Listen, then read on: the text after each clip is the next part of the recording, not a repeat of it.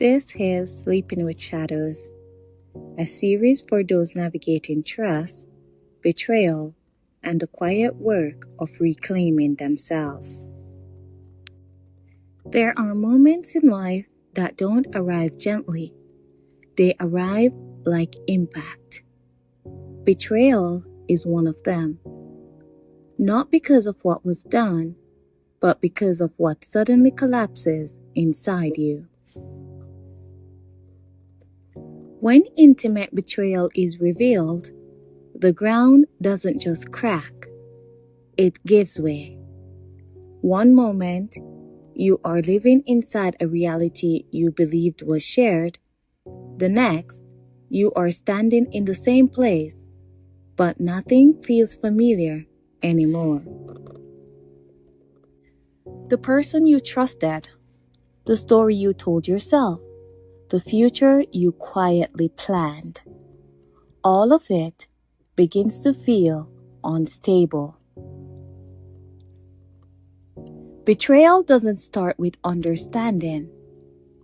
It starts with shock. Your body reacts before your mind can catch up. Your chest tightens. Your thoughts scatter. Sleep becomes shallow or impossible. Your appetite disappears, or you can't stop eating. This is not weakness. This is your nervous system responding to a perceived threat. Because for the brain, intimate betrayal isn't just emotional pain. It's a rupture in safety. The person who was part of your emotional shelter has suddenly become the source of danger. And the body remembers that. You may replay conversations, memories, small details, searching for the moment you should have known. You may feel numb 1 hour and flooded with anger or grief the next. You may feel embarrassed for hurting this deeply, or ashamed for still loving someone who hurt you. None of this means you are broken. It means something significant has happened. When people hear the word betrayal, they often think of infidelity. But betrayal wears many faces. It can be financial secrecy, emotional abandonment, chronic dishonesty, a partner who disappears when you need them most, a truth withheld until your consent no longer mattered. What all forms of betrayal share is not the behavior itself, but the violation of trust. The moment you realize that the reality you were operating in was not the reality you were actually living, that realization lands like an earthquake, and the damage isn't always visible from the outside. Well-meaning people may tell you, time heals everything. Try to focus on the good. Don't let it ruin your relationship. But betrayal doesn't live in logic. It lives in the nervous system. It changes how you perceive safety, how you read tone, how you trust your own instincts. It doesn't just break trust in another person. It fractures trust in yourself. And that is why moving on doesn't work the way people expect it to. Because what you are grieving isn't just what happened. You are grieving what you thought you had. One of the hardest parts of betrayal is that the loss is often invisible. There may be no funeral, no public acknowledgement, no clear ending. The person is still there. The relationship may still exist, but something essential has changed. You may still share a bed with someone who no longer feels emotionally safe.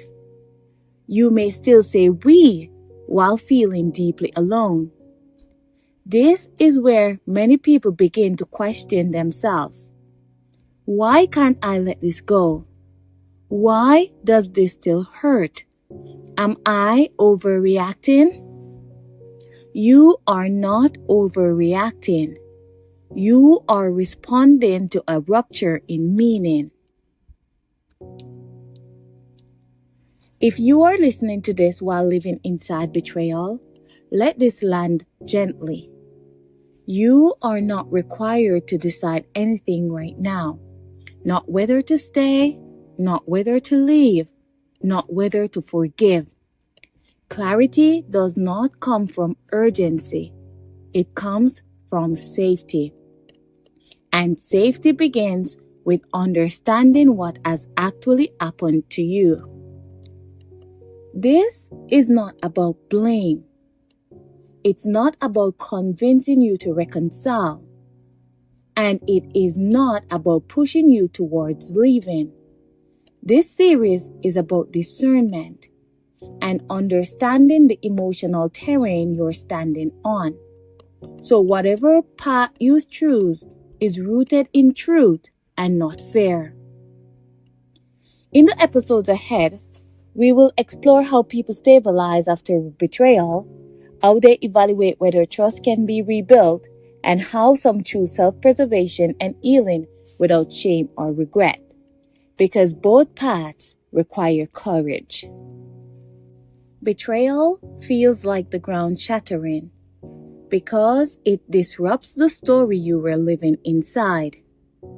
But standing in the aftermath does not mean you are lost. It means you are awake. And awareness, though painful, is the first step toward reclaiming your footing.